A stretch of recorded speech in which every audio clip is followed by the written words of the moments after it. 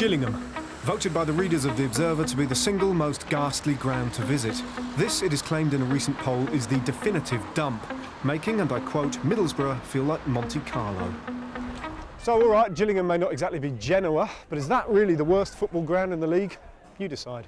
It's a lovely place, and I don't suppose there's a bar in football like this.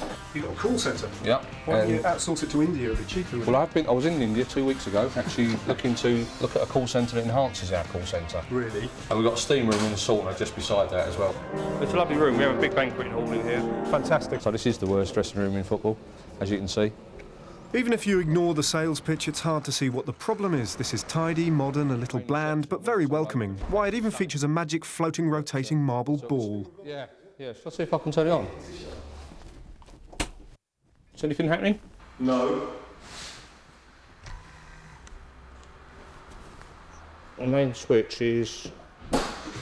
something's happening. Something's happening. Something's happening. This is poetry in motion here. It's more than that, cool. I don't suppose there's a football club in the country, even the worst football club in the country, that would have a marble ball in their reception. No, you're rotating. Right. You're right. A minor miracle. Something Andy Hessenthaler's injury-ravaged side would need to halt an extraordinary sequence of 7 league defeats, which has left them deep in trouble. Resurgent Wolves were the visitors, sort of back to winning ways, but yet to perform away from home. In midfield for Gillingham, 39-year-old Hessenthaler and 21 years his junior, 18-year-old Matt Jarvis. But it was Wolves who made the first impression. Colin Cameron feeding Kevin Cooper, who drew the foul from Ian Cox. Just 11 minutes played and Priestfield held its breath. The red card followed, as did the customary game of pointy fingers and chest barging. Now this could have spelled disaster for Gillingham, low on confidence and now down to 10 men, but it didn't. 5 minutes later, Mamadi Sidibe played in Jarvis and the teenager did the rest. This was a big moment for the little club and an even bigger moment for young Jarvis, getting his first goal in senior football. But there was still an hour and a quarter left in the game, if only Wolves had used it better. They came close, Jason Brown brilliantly saving from Ki Hyun Sol. But as the second half got underway, belief grew throughout the Gillingham side.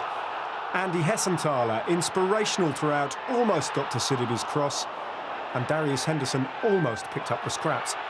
There was time for one more big save from Brown, and then that was that. 3 absolutely vital points. We stick together, and I think that proved today. The fans got behind us, and you know, to beat Wolves 1-0 with 10 men was a fantastic achievement. We played some good stuff at times, and had our own chances to make it 2. Really, I mean, if Big City had passed the ball properly to the manager the manager would have been tapping one in as well. And he has apologised about 5 times to me, but no, a great result, clean sheet as well. So let's take loads of positives out of that now and carry it on for the rest of the season.